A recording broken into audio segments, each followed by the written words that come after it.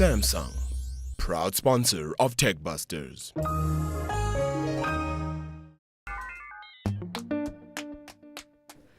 This may look like the set of Tech Busters, but actually it's the green room studio of a company called the Training Room Online, a Cape Town company that is doing something called gamification, taking concepts that people want their companies to learn and turning them into game-like experiences. And this is the way that the world is looking to use the things that make gaming so exciting and interesting and apply them to other problems. The term gamification is not a new one, but it did seem to gain more notice around 2010 when it was specifically applied to incorporating the reward aspects of games into training and utility software. The idea is that this makes the learning process more pleasant.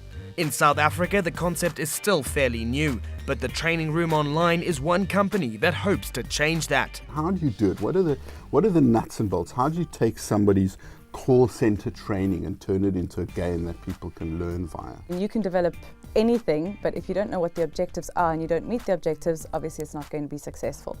So client interaction is very, very important. Understanding what their strategy is, what their objectives are, that is really the first place to being able to unlock whatever solution it is that we're going to be providing.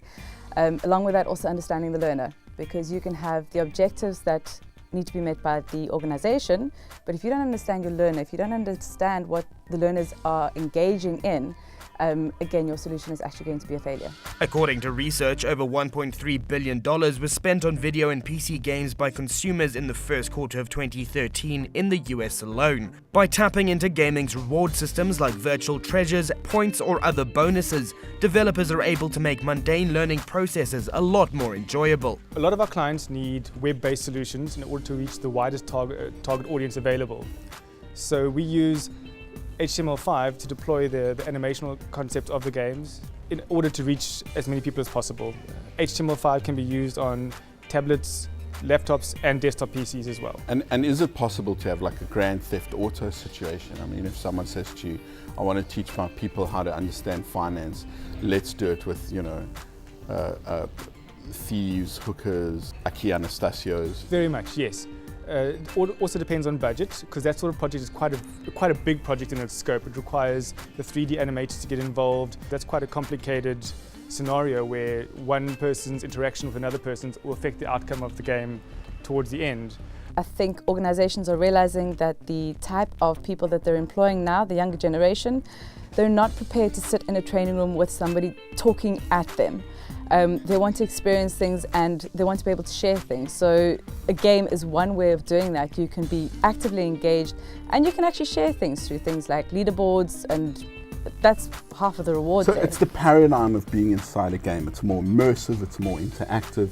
People want to, their competitive nature comes out, they want to be better than the person in the cubicle next door. And that's what companies then use as leverage to get people engaged, playing the game and then ultimately meeting their learning objectives. What's the game that you've done that you've thought has brought this technology to life better than any other? It's a math-based game, and the game is based on how you do within the quiz itself and in the context of the learning module. You get to build a SimCity kind of game. And it's been really fun because depending on how the student does, they can create bigger and better buildings, more complicated infrastructure in terms of road networks.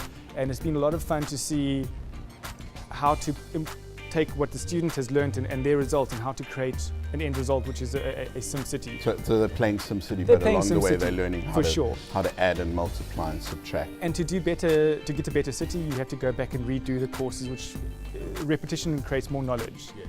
And it ends up being, the goal is to create the best city, so the students just carry on doing the courses over and over again, getting better results. And just proof that they don't just play games in Cape Town, but they actually work as well. If you want to find out more, look at thetrainingroomonline.com.